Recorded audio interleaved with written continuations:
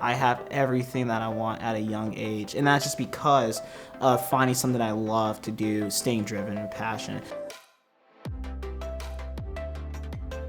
I was just raised by my grandmother, and growing up in LA, in the inner city particularly, there's not a lot of opportunity. So my grandmother, we didn't have much growing up, but she wanted to expose me to as many things as she could.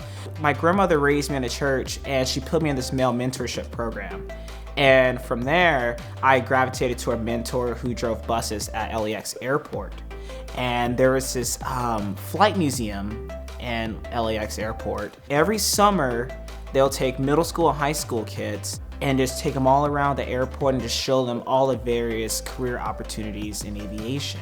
On day 7 of 7, we got to fly desktop simulators for about 30 minutes at the museum. And then that's when I realized this is something I really want to get involved in. And I'll go on the internet and kind of research flight training, and we just didn't have those resources. So from there, I started working at church, and I was, 12 and a half, 13 years old, maybe making $50 a week. I saved up for a little desktop simulator at home. The local pilots who own their own little airplanes, they knew that I was really into this, and I will wash airplanes for flight time or for money for flight lessons. And then I met a flight instructor who loved my story, and then all he told me was just pay for the gas of the airplane essentially, and then you have lessons. I will go to the airport 3 days out of the week. Some days I didn't even have flight lessons, I just want to be there. And that's how I really got started. I turned 16 years old. I skipped school. I was in 11th grade that day. I skipped school on my birthday, and I got to Seoul, my airplane for the first time. And then when I turned 17, a few months before I graduated high school, I got my pilot's license. That's when I was able to move out of my grandmother's house, and ever since then, I've been flying as a professional pilot.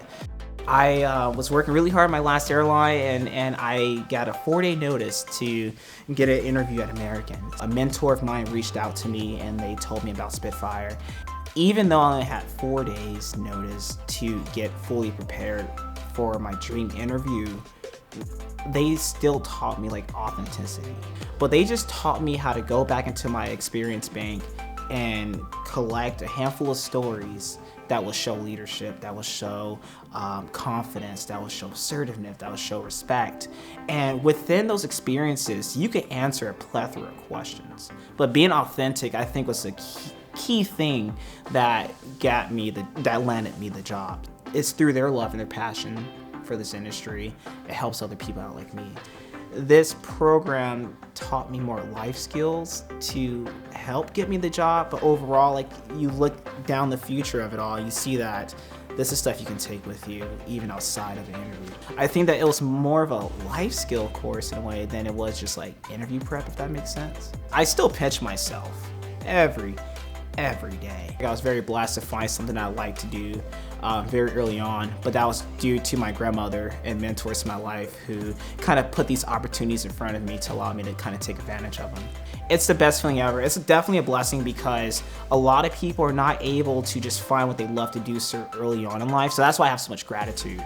The only thing that I want to do now is just pay it forward, and and that's out of my appreciation and thanks for them.